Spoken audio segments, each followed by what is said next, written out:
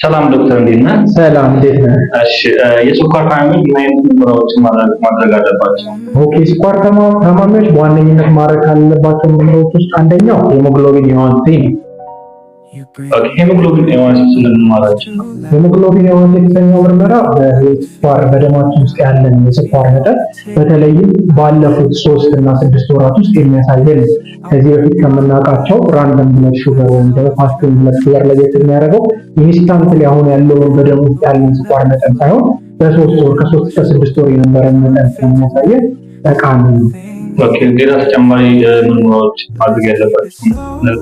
መልካም ሌላ ተጨማሪ ምርመራ የስኳር ታማሚዎች ቢያደርጉ የሚመከረው በአመት ቢያንስ አንድ ጊዜ የኩላሊት ምርመራ፣ የኮሌስትሮል ምርመራ፣ የአይን ምርመራ ማድረግ አለባቸው።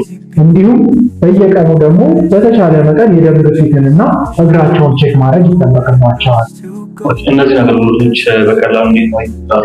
እነዚህን አገልግሎቶች ለማግኘት የቤተሰብ ለቤት ሕክምና ታማሚዎቹ ወይም ደግሞ የስኳር በሽተኞች ያሉበት ድረስ በመሄድ እነዚህ ሳምፕሎች በመውሰድ ውጤቶችን በማሳወቅ ከሐኪም ጋር የምክክር እንዲሁም ከስነ ምግብ ባለሙያዎች ጋር የሚደረግ ክትትል እናደርጋለን።